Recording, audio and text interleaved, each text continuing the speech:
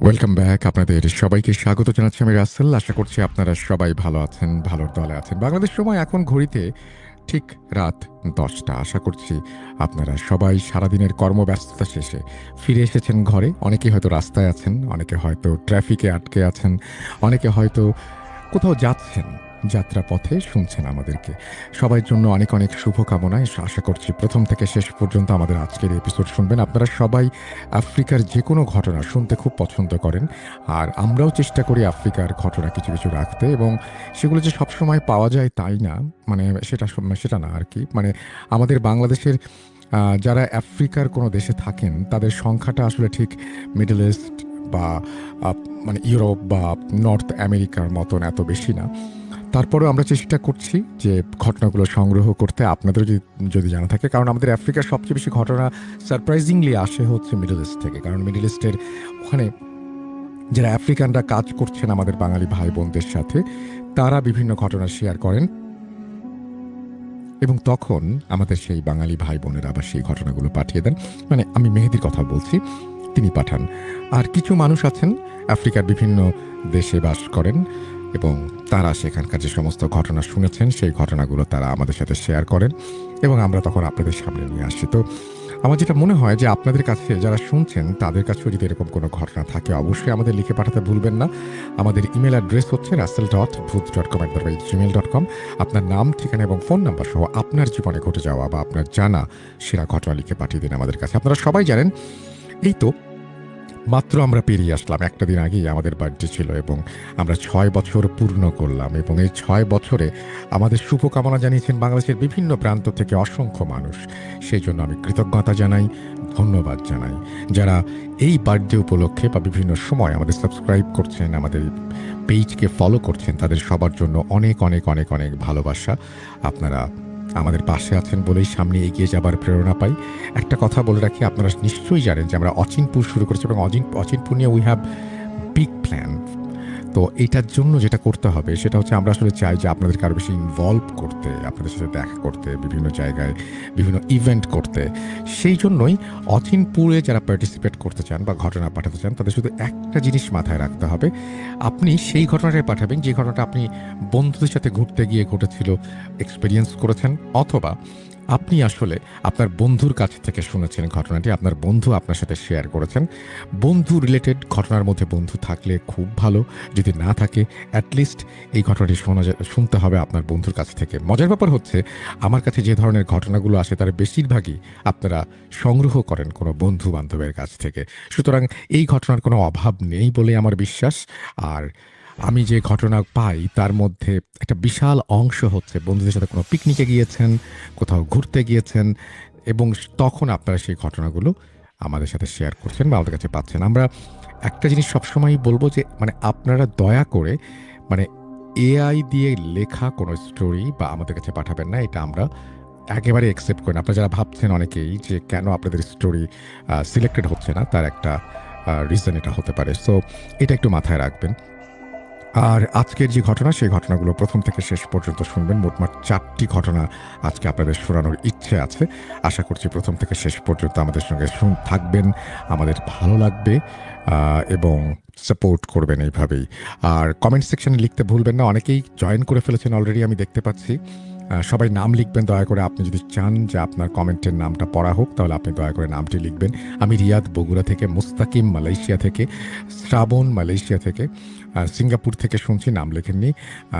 রিয়াদ বগুড়া থেকে লিখছেন। ইতালি থেকে মুন্না আছেন আমাদের সঙ্গে। জামালপুর থেকে নীরব আমাদের সঙ্গে আছেন। শ্রাবণ, আপনি মালয়েশিয়া থেকে, আপনারটা পড়েছি আমি। ফয়সাল আছেন আমাদের সঙ্গে এবং আমাদের সঙ্গে আছেন শিহাব কুমিল্লা থেকে। আমাদের সঙ্গে রাব্বি আছেন, আমাদের সঙ্গে সাকলিন আছেন ইন্ডিয়া থেকে এবং তিনি হ্যাপি বার্থডে জানিয়েছেন। Thank you so much. সুবার আছেন ইন্ডিয়া থেকে, আলামিন আছেন সৌদি আরবিয়া থেকে, রাজবাড়ী থেকে আছেন আমাদের সঙ্গে আছেন সিঙ্গাপুর থেকে শাওন, তাসিন আছেন মুন্সিগঞ্জ থেকে, গাইবান্ধা থেকে আমাদের সাথে ফিরোজ আছেন, এছাড়া আমাদের সঙ্গে আব্দুল খালেক লক্ষ্মীপুর থেকে শুনছেন, পিরোজপুর নাজিপুর থেকে শুনছেন, নাম লেখেননি। সাজ্জাদ কুড়িগ্রাম থেকে লিখছেন আমাদেরকে। কুয়েত থেকে রাকিব আমাদের সঙ্গে আছেন। ইমরান আছেন আমাদের সঙ্গে আছেন, নাম লেখেননি কিন্তু স্পেন থেকে শুনছেন, পড়তে পারলাম না। ঝিনাইদহ থেকে শুনছেন, ময়মনসিংহ থেকে শুনছেন সাবা, যশোর থেকে জনি, রাজীব শুনছেন গাজীপুর থেকে, এবং কুষ্টিয়া থেকে ইমন আমাদেরকে শুনছেন। সৌদি আরব থেকে নজরান সৌদি আরবের নজরান থেকে কে শুনছেন পড়তে পারলাম না। হিমেল আছেন আমাদের সঙ্গে, রাফসান আছেন ঢাকা থেকে আমাদের সঙ্গে। এছাড়াও কংগ্রাচুলেট করেছেন আমাদেরকে, শুভেচ্ছা জানাচ্ছেন ময়মনসিংহ থেকে কোনো একজন, নামটা পড়তে পারলাম না কারণ তার আগেই চলে গেল। সিয়াম আছেন আমাদের সঙ্গে জামালপুর থেকে, আমাদের সঙ্গে আছেন মালদা থেকে তুনাম, আমাদের সঙ্গে আছেন নয়ন ঢাকা থেকে, আমাদের সঙ্গে আছেন প্রণব পাংশা থেকে, মেহেদি আছেন মাওনা থেকে, আমাদের সঙ্গে আছেন কুমিল্লা থেকে বাবু, আর চট্টগ্রাম থেকে আমাদের সঙ্গে আছেন তানবিন। আমাদের মনে হয় যে এখন ঘটনা শুরু করতে পারি আমরা। আশা করছি প্রথম থেকে শেষ পর্যন্ত আমাদেরকে শুনবেন এবং ভালো লাগবে প্রত্যেকটা মুহূর্ত। চলুন কথা না বাড়িয়ে শুরু করা যাক।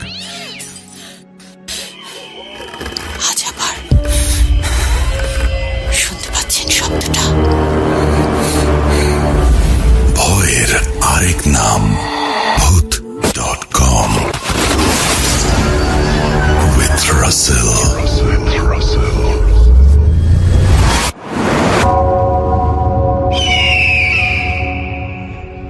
ওয়েলকাম ব্যাক, আপনাদের সবাইকে স্বাগত জানাচ্ছি আমি রাসেল। আশা করছি আপনারা সবাই ভালো আছেন, ভালোর তলে আছেন। আমিও ভালো আছি আর ভালোর তলে আছি। ঘটনা শুরু করছি, নতুন একটা ঘটনায় যাব, যেভাবে লেখা আছে সেভাবেই পড়ে শোনাচ্ছি। আসসালামু আলাইকুম রাসেল ভাই, কেমন আছেন জিজ্ঞেস করলাম না, কারণ আমি জানি আপনি সবসময় ভালোর দলেই থাকেন। আমার নাম ইয়াসিন আরাফাত রিজভি, আমি আপনার অনেক বড় ভক্ত। আমার ঠিকানা হচ্ছে, তারপরে তিনি তার ঠিকানা দিয়েছেন যাত্রাবাড়ি ঢাকা থেকে তিনি লিখছেন। তারপরে তিনি লিখছেন, আজকে আমি যে ঘটনাটি পাঠাবো তার সাক্ষী আমার পুরো পরিবার। এই ঘটনাটি সিলেক্টেড হলে পড়ে শোনানোর অনুরোধ রইল। এই ঘটনার শুরু 2004 সাল থেকে এবং এখন পর্যন্ত চলমান। এই ঘটনার সূত্রপাত হয় আমার দাদার থেকে। আমার দাদা ছিলেন এক ব্যক্তির ভক্ত, তিনি তাকে অনুসরণ করতেন। কি ধরনের নিয়ম মানতেন তার ব্যাখ্যা আমি পাইনি। তার ভাষায় তিনি সেগুলোকে ইবাদত বলতেন। সাল 2004-2010 এই সময়ের মধ্যে আমার দাদা প্রায়ই অনেক বেশি মানিকগঞ্জে থাকতেন। আগে কখনোই দাদাকে এত বেশি মানিকগঞ্জে যেতে দেখিনি। তার অনুসরণ করা সেই লোকের বাসা মানিকগঞ্জ। আগেই বলে নেই, আমার দাদা ছিলেন একজন মুসলিম। সাল 2011 14 সেপ্টেম্বর এই দিন থেকে দাদার আচরণে কিছু পরিবর্তন দেখা যায়। প্রতিদিন রাত 1টার দিকে দাদা তার ঘরের ভেতর ঢোকার পর ঘরের দরজা লাগিয়ে কি সব নিয়ম পালন করতেন। আগে কখনো দেখিনি। এখন মনের ভেতর প্রশ্ন হতে পারে, আমরা কিভাবে দেখলাম? তার উপর কিছু কারণে আমাদের সন্দেহ হয়, তাই আমরা তার ঘরের দরজায় একটা ছোট ছিদ্র করেছিলাম তাকে দেখার জন্য। তারপরে দিন রাত আমরা ঘরের দরজায় ওই ছিদ্র দিয়ে উঁকি দেই। তারপর আমরা যা দেখি তা আপনাকে বলে বোঝাতে পারবো না। উঁকি দেওয়ার পর দেখি দাদার পুরো চোখ কালো এবং তিনি কালো কাপড় পরিধান করে আছেন, বিশেষ কিছু রীতি পালন করছেন। এখানে আশ্চর্যের বিষয় এইটা, দাদাকে এর আগে কখনোই কালো কাপড় পরতে দেখিনি এবং দাদার চোখ পুরো কালো। এরপর থেকেই শুরু হয় ঘটনা। সাল 2018 17 জানুয়ারি রাত 1টার দিকে হঠাৎ করে কে যেন আমাদের ঘরের দরজায় অনেক জোরে জোরে নক করে। পরে আমাদের ঘুম ভেঙে যায় এবং ঘর থেকে বের হয়ে দেখি কেউ নেই। ঠিক তখনই আমাদের চোখ পড়ে ঘরের এক পাশে, যেখানে 7টি বিড়াল আমাদের দিকে তাকিয়ে আছে। ভয়ের বিষয় হলো 7টা বিড়ালের গঠন সাধারণ বিড়ালের মতো না। এগুলো দেখার পর ভয় পেয়ে দ্রুত দরজা বন্ধ করে দেই। এরপর থেকে প্রায়ই মনে হতো ঘরের ভেতর আমরা ব্যতীত কেউ আছে, কারণ ঘরের ভেতর অন্য ব্যক্তির হাঁটা চলার শব্দ পাওয়া যেত। আবার ঘরের ভেতর হঠাৎ অনেক গরম লাগতো, কিন্তু বাইরে পরিবেশ ঠান্ডা। প্রায় কয়েক বছর ধরেই এমন ঘটনা চলতে থাকে। এরপর আমরা ভালো হুজুরের খোঁজ নিয়ে তাকে সব বলি এবং সে ঘটনা শুনে আমাদের বাড়ি আসার পর সব দেখার পর বলেন, এগুলো দুষ্টু জিনের কাজ।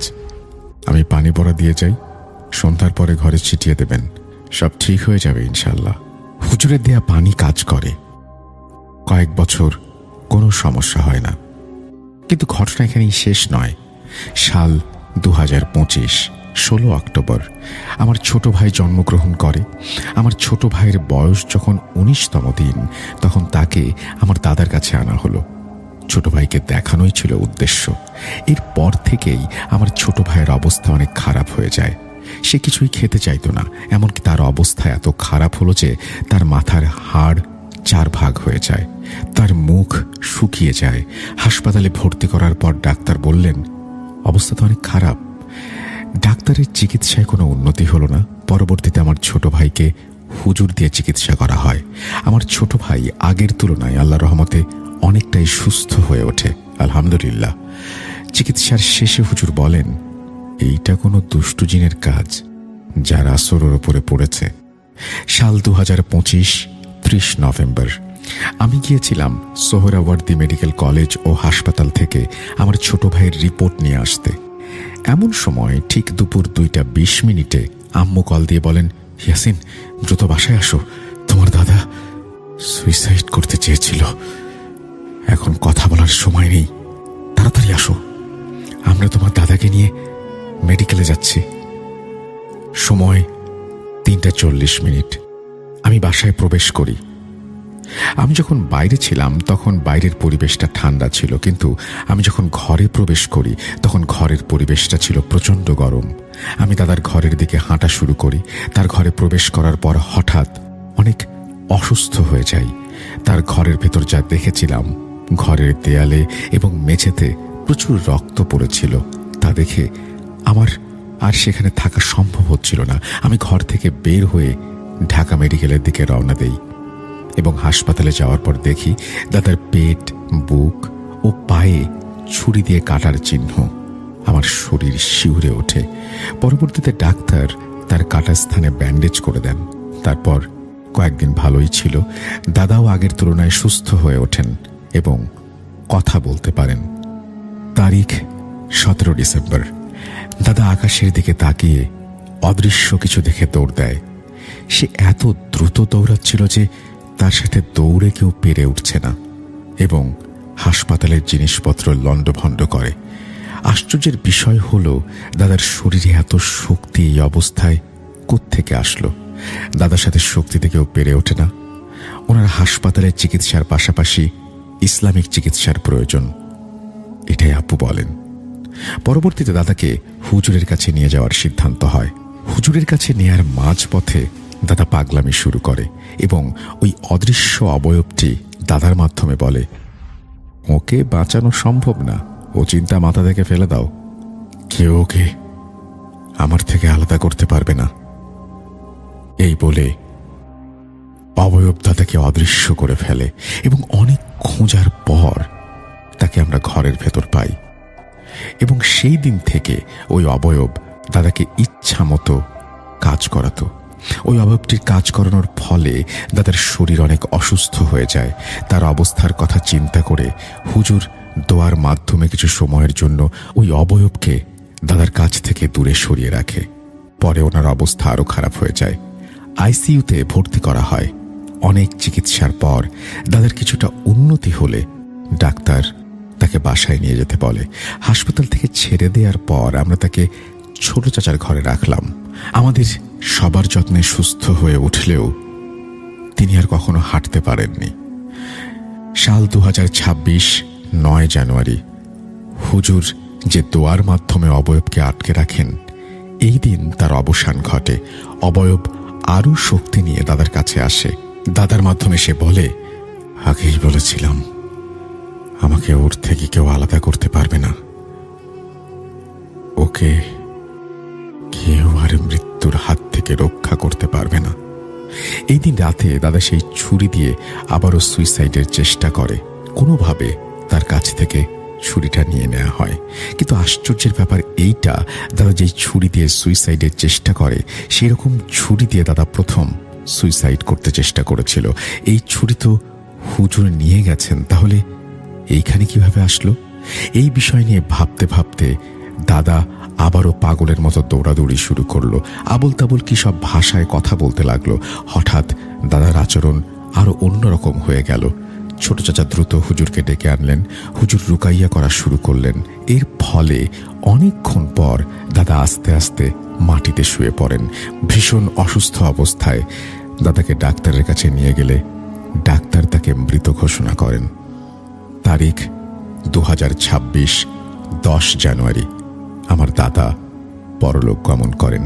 দাদার মৃত্যুর পর আমার ছোট চাচা, আব্বু, বড় চাচা মানিকগঞ্জে যান দাদার অনুসরণ করা সেই লোকটিকে দাদার ব্যাপারে জিজ্ঞেস করতে। তিনি বলেন, আপনার আব্বা ছিলেন এই প্রক্রিয়ার সদস্য। তাকে এমন কিছু শেখানো হয়েছিল, সে যদি সেগুলো করতে ভুল করে তাহলে অদৃশ্য শক্তি তাকে মেরে ফেলতে পারে। তাকে আগেই সাবধান করা হয়েছিল। ওইখান থেকে আসার পর হুজুরের কাছে এই বিষয়গুলো জানতে চাইলে হুজুর বলেন, আগে এখানে কোনো জিন ছিল না। একদিন একজন জিন এসে এখানে বাসস্থান তৈরি করার পর যখন ওই জিন দেখে তাকে ক্ষতি করার মতো কেউ নেই, তখন সে আরো 6 ভাইকে নিয়ে আসে এবং এইখানে তাদের বাসস্থান তৈরি করে। আপনার বাবা যে নিয়মগুলো পালন করতেন তাকে এক কথায় শয়তানের পূজা বলা যায়। আপনার বাবা এই চর্চা করতে গিয়ে কিছু ভুল করেন, যার ফলে আজকে তার এই পরিণতি। আমাদের বাড়িতে এখনো ওই জিনগুলোর প্রভাব রয়েছে। এই ছিল ঘটনা। ভুল ত্রুটি ক্ষমা সুন্দর দৃষ্টিতে দেখবেন। আসসালামু আলাইকুম। এই বলেই যিনি ঘটনা পাঠিয়েছেন তিনি তার ঘটনা শেষ করেছেন। আপনাকে অসংখ্য ধন্যবাদ ঘটনা পাঠানোর জন্য। আশা করছি ভবিষ্যতেও আপনার ঘটনা পাবো।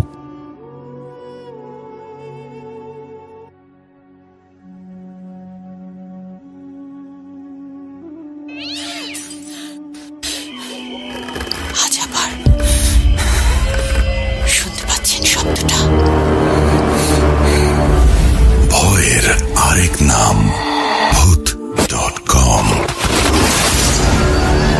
with Russell.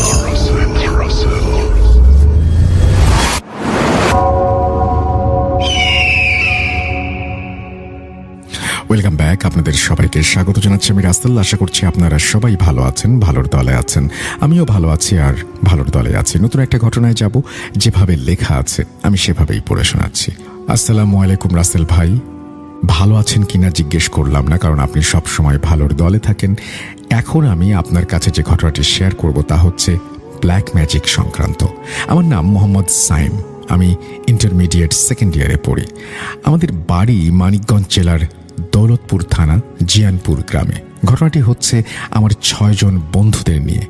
ঘটনাটি শুরু হয় 2022 সালে। আমার এক বন্ধু সাইফুল ছদ্মনাম, সে একটি মেয়েকে পছন্দ করে, কিন্তু মেয়েটি কোনোভাবেই সাড়া দিচ্ছিল না। আমরাও চেষ্টা করি। পরে আমার বন্ধু সাইফুল বলল, ওই মেয়েকে আমি পছন্দ করি এবং ওই মেয়েকে ছাড়া আমার বাঁচা অসম্ভব। এরপর আমরা আমাদের আরেক বন্ধু আহাতকে নিয়ে আমাদের গ্রামের 2-3 গ্রাম পরে আবুডাঙ্গা নামে একটি গ্রাম আছে, সেখানে একটি তান্ত্রিকের বাসা আছে, তার নাম ইয়াসিন। সেখানে যাই। সবাই তাকে ঠাঁটারও বলে ডাকে। পরের কাহিনী আহাত বলছে। সাইফুল তান্ত্রিকের কাছে যাওয়ার পরে তান্ত্রিককে সবকিছু খুলে বলল, কিন্তু তান্ত্রিক এই কাজে রাজি হতে চাচ্ছিল না। পরে আমরা তাকে বেশ ভালো অঙ্কের টাকা অফার করলাম। সে বলল ওই মেয়ের একটি চুল, ব্যবহৃত 1 টুকরো কাপড়, হাতের নখ আর একটু রক্ত আনতে হবে। আরও বলল যে মঙ্গলবারের দিন এগুলোর ব্যবস্থা করতে হবে। পরে আমাদের আরেক বন্ধু তার আরেক বান্ধবীর মাধ্যমে এগুলোর ব্যবস্থা করে। মঙ্গলবার বিকেলে কোচিং শেষে এগুলো নিয়ে আমরা তান্ত্রিকের কাছে গেলাম। তান্ত্রিক আমাদেরকে বলল যে তোমাদের কাজ হয়ে যাবে। এই কথা বলে সে তার ঘরের ভেতরে ঢুকে দরজা লাগিয়ে দিল। তার পরের দিন আমার বন্ধু সাইফুল অনিক, তাকে নিয়ে তান্ত্রিকের বাড়িতে গেলাম কাজ হয়েছে কিনা জানার জন্য, কারণ ওই দিন আহাত বাড়িতে ছিল না। পরে তান্ত্রিক 4টি তাবিজ দিয়ে বলল এটি মেয়ের বাড়ির চারপাশে মাটিতে পুঁতে দিতে হবে। এটা ঠিক তার পরের শনিবার মধ্যরাতে পুঁতে দিতে বলল এবং বলল যে তাবিজ পোতার সময় অনেক কিছু হতে পারে, পেছনে তাকানো যাবে না। তাবিজ মাটির নিচে পোতার জন্য আমরা একসাথে গিয়েছিলাম। 3 দিন পরে আমরা দেখলাম যে মেয়ে ওকে পাত্তা দিত না, ওই মেয়ের সাথে এখন তার খুব ভালো সম্পর্ক। এভাবেই চলছিল। মাসখানেক পরে হঠাৎ তান্ত্রিক আমাদের কাছে আসলো এবং বলল তার পাওনা টাকা যেটা আছে সেটা দিতে। সাইফুল দিতে অস্বীকার করলো। তাই শুনে তান্ত্রিক অনেক অকথ্য ভাষায় গালিগালাজ করলো। অনেক রেগে গিয়ে তান্ত্রিককে মারতে চাইল এবং বলল যে গণধোলাই খাওয়াবে। এরপরে তান্ত্রিক বলল, তোদেরকে আমি দেখে নেব। আমরা কিছুই আমলে নিলাম না, ভাবলাম কি করবে ও। কিন্তু এটাই আমাদের সবচেয়ে বড় ভুল। তার ঠিক 7 দিন পরে যেই মেয়েকে আমরা কালো জাদু করেছিলাম, ওই মেয়ে প্রচণ্ড জ্বরে পড়ে। সে বিছানা থেকে উঠতে পারে না, খাওয়া দাওয়া বন্ধ করে দেয়। এটা দেখে তার পরিবার তাকে হসপিটালে নিয়ে যায়, কিন্তু কোনো ডাক্তার দেখিয়ে কাজ হচ্ছিল না। তার কিছুদিন পর মেয়েটি মারা যায়। কি ভাবছেন ঘটনা শেষ? না, ঘটনার শুরু এখানে। তান্ত্রিক বলেছিল আমাদের দেখে নেবে। সে তার কাজ শুরু করলো। মেয়েটা মারা যাবার 3 দিন পরে আমাদের বন্ধু সাইফুলের সাথে প্যারানর্মাল ঘটনা ঘটল।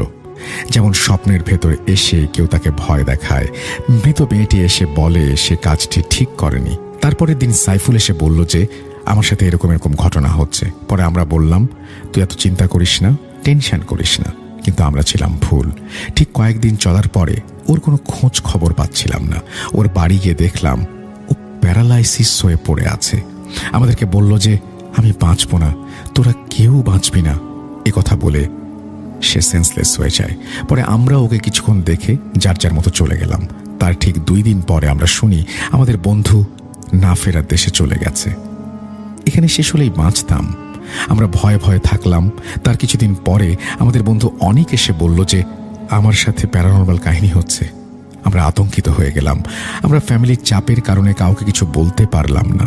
কিন্তু অনেকের অবস্থা হলো একটু ভিন্ন। ও হেঁটে যাচ্ছে, ওর পেছন পেছন কেউ হেঁটে যাচ্ছে। অনেক পেছনের দিকে তাকিয়ে দেখে মাথা কাটা একটা অবয়ব, কুমিরের মতো যার পা।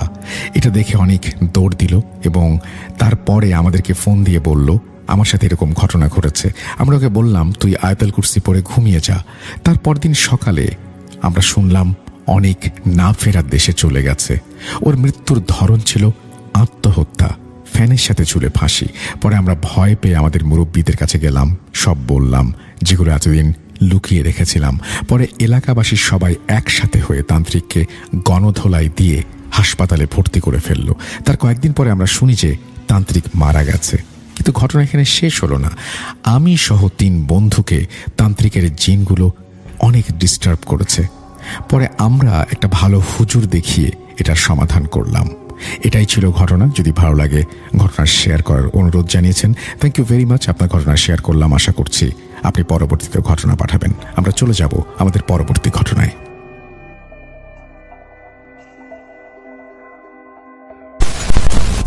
আপনাদের সবার নিশ্চয়ই মনে আছে আত্মাবন্দি জাদুর কথা। হ্যাঁ, আজকে আমরা নিয়ে এসেছি আত্মাবন্দি জাদুর 2য় পর্ব। কিরে ভাই, চলুন ফার্স্ট পার্টি কি ছিল? না পারিয়ে কখন গেল? ভয়ের রাজ্যে হারাতে গিয়ে পথ হারিয়ে ফেলছেন না তো? জি হ্যাঁ, সবার সাথে আপডেটেড থাকতে এক্ষুনি সাবস্ক্রাইব করে নিন আর ঘন্টা বাজিয়ে দিন।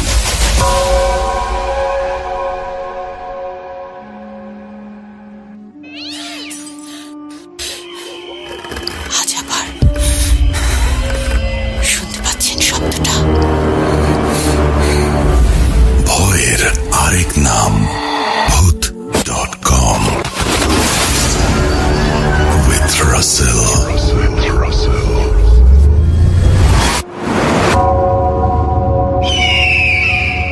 Welcome back. আপনাদের সবাইকে স্বাগত জানাচ্ছি আমি রাসেল। আশা করছি আপনারা ভালো আছেন, ভালোর তলে আছেন। আমিও ভালো আছি আর ভালোর তলে আছি। নতুন একটা ঘটনায় যাব, যেভাবে লেখা আছে সেভাবেই পড়ে শোনাচ্ছি। আশা করছি প্রথম থেকে শেষ পর্যন্ত এই ঘটনাটি শুনবেন। রাসেল ভাই, আসসালামু আলাইকুম, কেমন আছেন? জিজ্ঞেস করব না, আপনি সবসময় ভালো থাকেন। আমি একজন নিয়মিত শ্রোতা। আমি 2019 সাল থেকে শুনছি। আজকে একটি সত্যি ঘটনা আপনাদের সামনে তুলে ধরব। এটা আমার প্রথম ঘটনা। লেখায় ভুল ত্রুটি হলে ক্ষমা সুন্দর দৃষ্টিতে দেখবেন। নাম তাহমিদ। তারপরে তিনি তার ফোন নাম্বার শেয়ার করেছেন, সেটা আমি পড়ছি না। রাসেল ভাই, আমার বাসা হচ্ছে মাদারীপুর। সালটি তখন 2017। আমি ক্লাস 3-তে পড়ি। সময়টা ডিসেম্বর মাস। চারিদিকে ঘন কুয়াশা, কনকনে ঠান্ডা। তো আমাদের পরিবারের মধ্যে সবারই সম্পর্ক ভালো। তেমনি একদিন আমার খালাতো বোনের জন্মদিন ছিল। আমরা তখন ছিলাম 5 খালাতো ভাই বোন, 2 বোন আর 3 ভাই। তো সব সময়ের মতোই আমরা সবাই একসাথে নানুর বাসায় একত্রিত হই।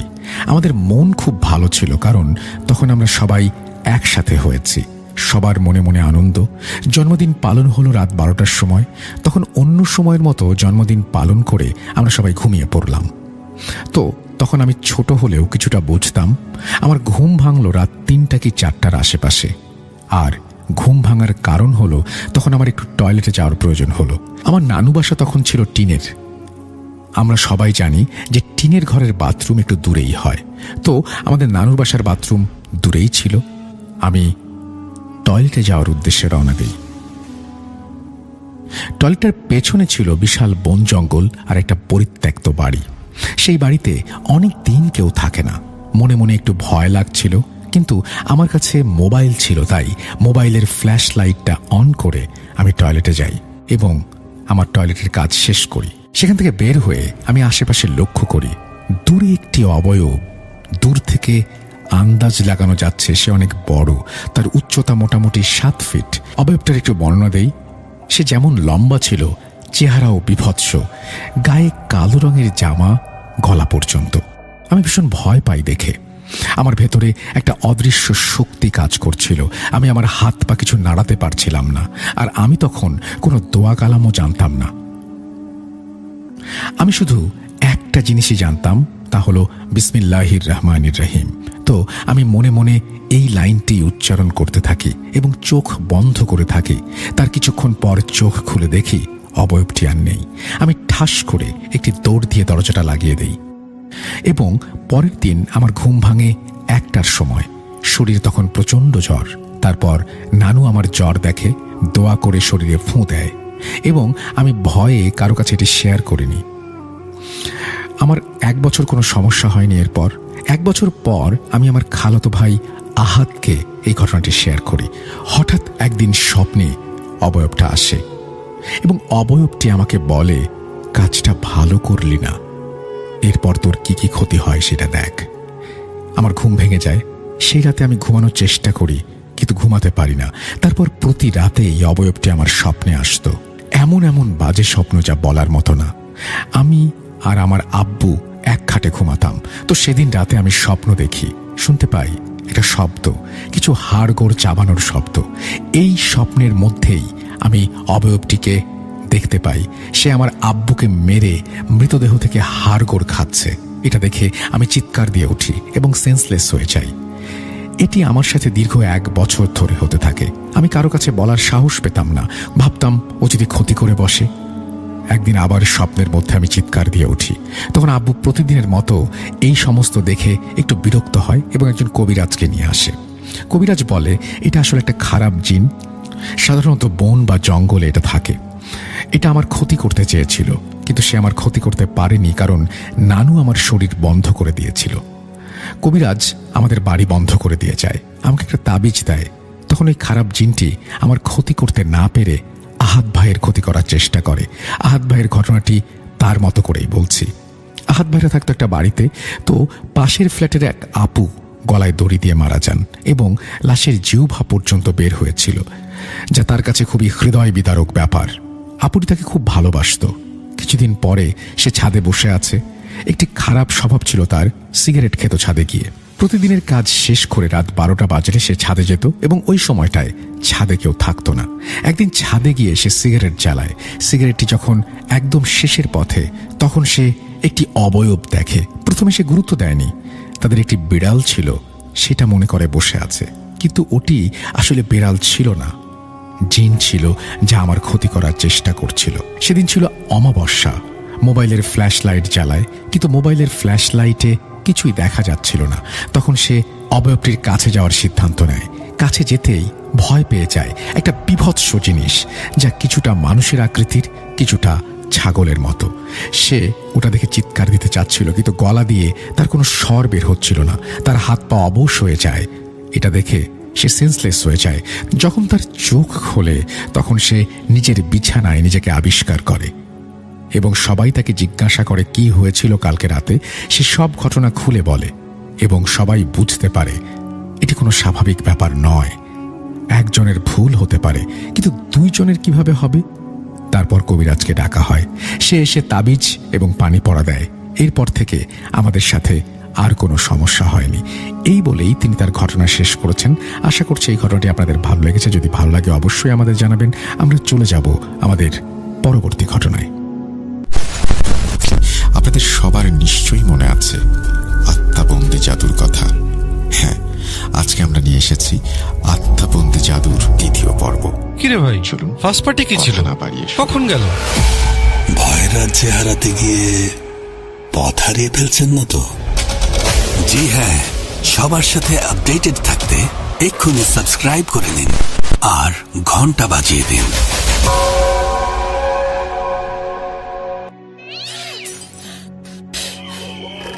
আজ আবার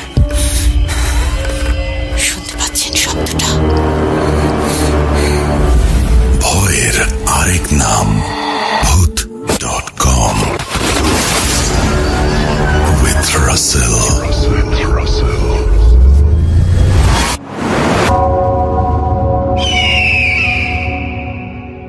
ওয়েলকাম ব্যাক। আপনাদের সবাইকে স্বাগত জানাচ্ছি আমি রাসেল। আশা করছি আপনারা সবাই ভালো আছেন এবং ভালোর দলে আছেন। আমিও ভালো আছি আর ভালোর দলেই আছি। নতুন একটা ঘটনায় যাব। যিনি এই ঘটনাটি পাঠিয়েছেন তিনি এই ঘটনার শিরোনাম দিয়েছেন আফ্রিকান অভিশপ্ত বিল্ডিং। সারা পৃথিবীতেই ছড়িয়ে পড়েছে যে যারা ভূত.com শোনেন তারা আফ্রিকান স্টোরিগুলো অনেক পছন্দ করেন। আর সারা পৃথিবীতেই তো ছড়িয়ে আছে বাঙালি। তো সেরকমই একজন এই ঘটনাটি পাঠিয়েছেন। আমি কথা না বাড়িয়ে সরাসরি ঘটনায় যাব। যেভাবে লেখা আছে আমি সেভাবেই পড়ে শোনাচ্ছি। আসসালামু আলাইকুম রাসেল ভাই, আশা করি ভালো আছেন, কারণ আপনি সবসময় ভালোর দলে। আমি মাহিম খান, সাউথ আফ্রিকাতে অবস্থানরত আছি। আপনার ভূত FM 2016 সাল থেকে রেডিওতে প্রতি শুক্রবারে শুনতাম। আপনার পেজ ফলো করার কারণে জানতে পারি ভূত.com আপনি চালু করেছেন। সময় স্বল্পতার কারণে ঘটনাটা হয়তো একটু সুন্দরভাবে বলতে পারছি না, আর এই প্রথম আমি কোনো ঘটনা শেয়ার করতে যাচ্ছি। ভুল ত্রুটি ক্ষমা সুন্দর দৃষ্টিতে দেখবেন। আমি যেই ঘটনাটি বলতে যাচ্ছি সেটা একটা বিল্ডিংকে নিয়ে। সাউথ আফ্রিকার জোহানেসবার্গ শেল হাউস নামে একটা বিল্ডিং, যেটা মূলত ছিল নেলসন ম্যান্ডেলার আফ্রিকান ন্যাশনাল কংগ্রেসের পলিটিক্যাল অফিস। কোনো এক কারণে, আমি ঠিক জানি না, ওদের অফিস এখান থেকে নিয়ে যায়। পরবর্তীতে বিল্ডিংটা প্রায় 20 বছর বন্ধ থাকে। তো যাই হোক, এভাবে 20 বছর পর বিল্ডিংটা নতুন করে পরিষ্কার করে মানুষের থাকার জন্য উপযুক্ত করা হয়। আসি মূল ঘটনায়। আমি 1 বছর যাবৎ সাউথ আফ্রিকাতে আছি। একটা সময় চাকরি অন্য জায়গায় নেওয়ার ফলে আমি বাসা চেঞ্জ করে এই বিল্ডিংটায় শিফট করি। প্রথম আমার মাথায় এসব কিছুই ছিল না যে এরকম একটা জায়গায় কিছু ঘটনা বা কোনো কিছুর অস্তিত্ব আছে। ভালোই যাচ্ছিল দিন। অনেক বড় একটা বিল্ডিং, গ্রাউন্ডে 3 তলা, ওপরে 22 তলা বিশিষ্ট বড় একটা বিল্ডিং। একদিন আমি জুম্মার নামাজের জন্য বাসায় আসি গোসল করার জন্য। এসে দেখি আমার রুমমেট শুয়ে আছে কম্বল মুড়ি দিয়ে। ওনাকে আমি ডাকলাম, কিন্তু উনি কোনো সাড়া শব্দ করলেন না। আশ্চর্য বিষয় হচ্ছে, ওই দিন অনেক গরম ছিল। এই গরমে উনি কম্বল গায়ে দিয়ে শুয়ে আছেন কেন কিছুই বুঝলাম না। ওনার পুরো শরীরটাই কম্বল দিয়ে মোড়ানো। যাই হোক, আমি ওয়াশরুম থেকে গোসল করে এসে ওনাকে ডাক দিলাম, ভাইয়া মসজিদে যাবেন না? কোনো সাড়া নেই। আমি আর ডাকলাম না, চলে গেলাম মসজিদে। রাতে উনি যখন বাসায় আসেন তখন আমি তাকে ঘটনাটি বলি, ভাইয়া আপনি এই গরমে আজকে ওইভাবে শুয়েছিলেন, আপনাকে ডাকলাম সাড়া দিলেন না। উনি শুনে বলেন, আমি তো ওই সময় বাসায় থাকি না, আর দুপুরে দোকান ফেলে ঘুমাবো কি করে? তখন আমাদের রুমের সবাই উপস্থিত ছিল। আমি সহ 5 জন থাকি। সবার আলাদা বেড, কেউ কারো বেডে যায় না। ওনার বেডে ঘুমানো তো দূরের কথা। যাই হোক, আমি শুনে পুরাই হতভম্ব। তাহলে দুপুরে আমি 2 বার যে খেয়াল করে দেখলাম মানুষটা শুয়ে আছে কম্বল মুড়ি দিয়ে, কাকে দেখলাম?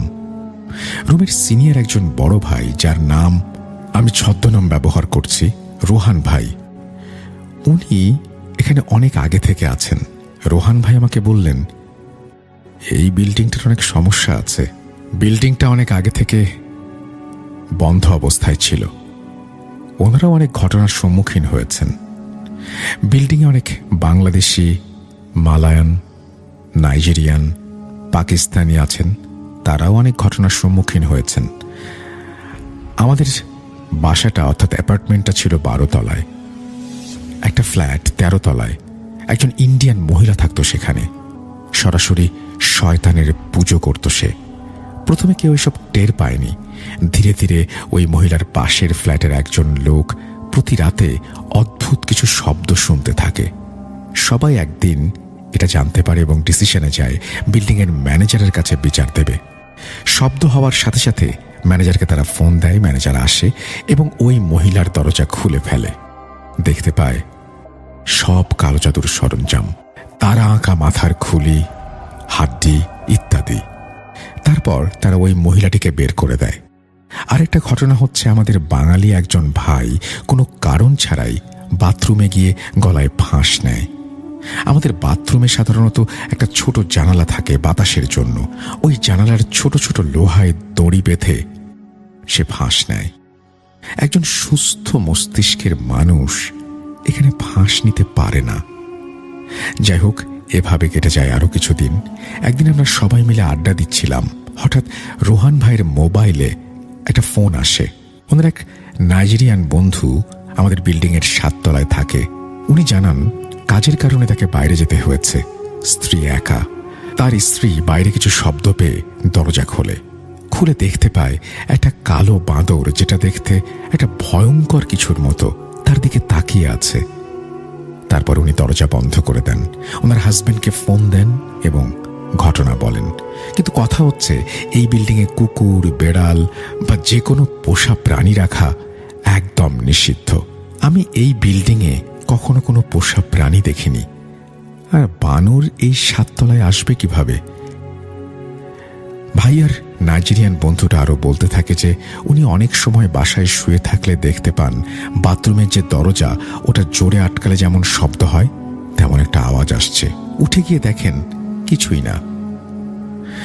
তো রোহান ভাই আমাদের বলতে থাকেন আমাদের রুমেও উনি এরকম কিছু ফেস করেছেন। যাই হোক, আমরা এই বিল্ডিং ছাড়ার সিদ্ধান্ত নেই এবং অন্য বিল্ডিংয়ে চলে যাই। তারপর থেকে আর কোনো সমস্যা ফেস করতে হয়নি। মাহিম খান লিখেছেন এই ঘটনাটি সাউথ আফ্রিকা থেকে।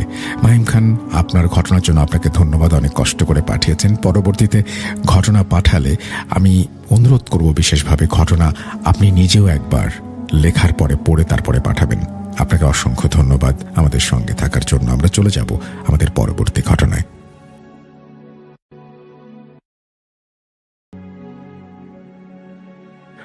Welcome back. আপনাদের সবাইকে স্বাগত জানাচ্ছি আমি রাসেল। আশা করছি আপনারা সবাই ভালো আছেন, ভালোর দলে আছেন। আমিও ভালো আছি, ভালোর দলে আছি।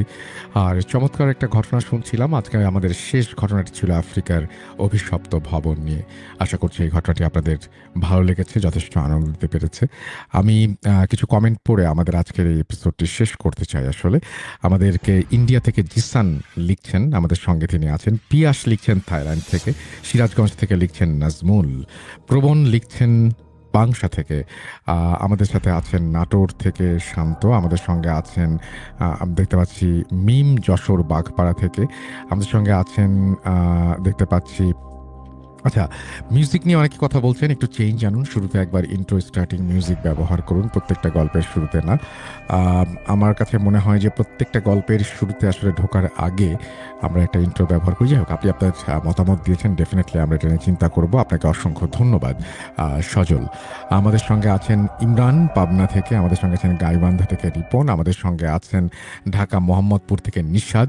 বিশাল আমাদের সঙ্গে আছেন ময়মনসিং থেকে। জিসান আমাদের সঙ্গে আছেন। জিহাদ আমাদের সঙ্গে আছেন ফরিদপুর থেকে। সাদিক আছেন আমাদের সঙ্গে। হৃদয় আছেন গোপালগঞ্জ থেকে। ওমান থেকে আছেন রাফসান। আমাদের সঙ্গে আছেন দেখতে পাচ্ছি সিরাজগঞ্জের রায়পুর থেকে মিয়াদ। আমাদের সঙ্গে আছেন অ্যাপল সৌদি আরব থেকে। আমাদের সঙ্গে আছেন হাবিব। আমাদের সঙ্গে আছেন দেখতে পাচ্ছি জাকিয়া। আমাদের সঙ্গে আছেন দেখতে পাচ্ছি সিয়াম সহ আরও অনেকে। আপনাদের সবাইকে অসংখ্য ধন্যবাদ আমাদের সঙ্গে থাকার জন্য, আমাদের ঘটনাগুলো শোনার জন্য। আশা করছি ভবিষ্যতে আপনাদের সাথে আবারও কথা হবে। আপনারা যারা মিউজিক নিয়ে সমস্ত ফিডব্যাক দিয়েছেন, ডেফিনেটলি আমরা এটা নিয়ে চিন্তা করব এবং আমরা অবশ্যই চেষ্টা করব আপনাদের যেভাবে চাচ্ছেন সেভাবেই আমাদের এই এপিসোডগুলো উপহার দিতে। আপনারা সবাই ভালো থাকুন, সুস্থ থাকুন। যাদের কাছে ঘটনা রয়েছে তারা ঘটনা পাঠিয়ে দিন। আমাদের ইমেল অ্যাড্রেস হচ্ছে russell.booth.com@gmail.com। যারা এখনও পর্যন্ত আমাদের ইউটিউব চ্যানেলটি সাবস্ক্রাইব করেনি তাদেরকে অনুরোধ করব আমাদের ইউটিউব চ্যানেলটি সাবস্ক্রাইব করুন। আমাদের ফেসবুকে আমরা রেগুলার নতুন নতুন কন্টেন্ট আপলোড করছি, আজকেও করেছি। আপনারা চাইলে ভিজিট করতে পারেন www.facebook.com/russell.স্বাধীন। এখানে যে আপনারা যুক্ত থাকতে পারেন to get all the notifications to watch our content, এবং আমরা regularly video content, audio content সব কিছু আপলোড করছি এবং সমস্ত ইনফরমেশনও আপনি পেয়ে যাবেন, আপডেটেড থাকতে পারবেন সব সময়। আমরা আজকের মতো বিদায় নেব, কথা হবে আবারও আগামী মঙ্গলবার। সেই পর্যন্ত সবাই ভালো থাকুন, সুস্থ থাকুন। মোস্ট ইম্পর্টেন্টলি booth.com এর সাথে থাকুন। যারা স্টুডিওতে আসতে চান ইমেলের মাধ্যমে জানিয়ে দিন। আল্লাহ হাফেজ।